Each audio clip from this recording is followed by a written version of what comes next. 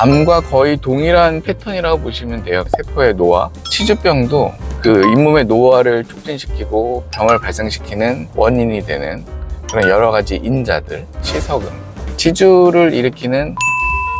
그래서 관건은 치주 질환을 예방을 하고 치료를 하는 데 있어서 제일 첫 번째 접근 방법은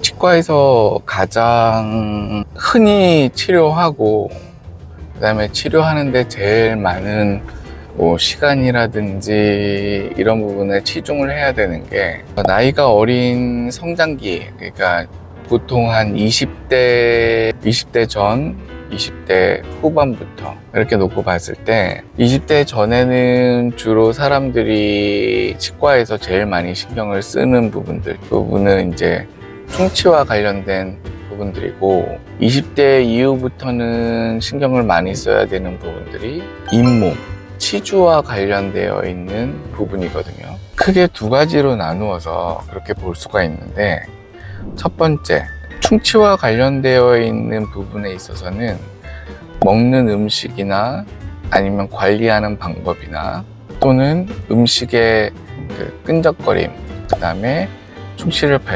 발생시키는 세균, 이 세 가지를 가지고서는 컨트롤한다라고 보면 됩니다. 그래서 어떻게 보면 컨트롤하기 굉장히 쉬운 부분이기 때문에 충치에 대한 부분에 있어서는 관리가 가능하다 이렇게 보거든요. 그래서 20세 이후에 우리가 신경 써야 되는 치주병 같은 경우에 뭐 유병률이라든지 이환율이라든지 이런 여러 가지 그 보건학적 지표를 보면 암과 거의 대등할 정도의 발생을 하거든요. 그 말은 뭐냐면 암과 거의 동일한 패턴이라고 보시면 돼요. 그 말은 암은 어떻게 보면은 이제 나이가 들어가면 따라 노화의 한 과정이잖아요. 세포의 노화. 그랑 마찬가지로 치주병도 잇몸을 구성하고 있는 뭐 치주인대라든지 뼈라든지 아니면 잇몸이라든지 그 노화와 관련이 있다고 보면 돼요.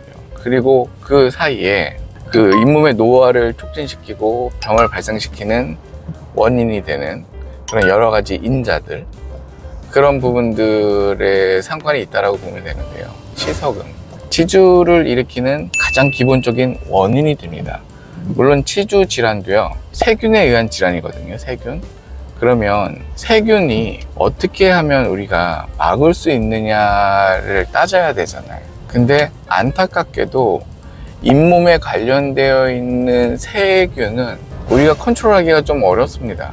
그러니까 세균을 직접적으로 죽일 수 있는 약들이 개발되어 있지만 잇몸 질환을 일으키는 세균 같은 경우엔 실질적으로 이 잇몸 안쪽에 있는 산소를 싫어하는 현기성 세균이고요. 그렇기 때문에 노출이 안 되기 때문에 우리가 약물을 침투시키기가 조금 까다롭긴 합니다. 까다롭기도 하고, 잇몸의 질환을 일으키는 세균 같은 경우에 어떻게 보면 정상 세균 집합의 한 부분이기 때문에 이 부분을 제거를 한다고 해서 정상 세균들이 많아지는 것은 아니기 때문에 그만큼 컨트롤하기가 어렵거든요.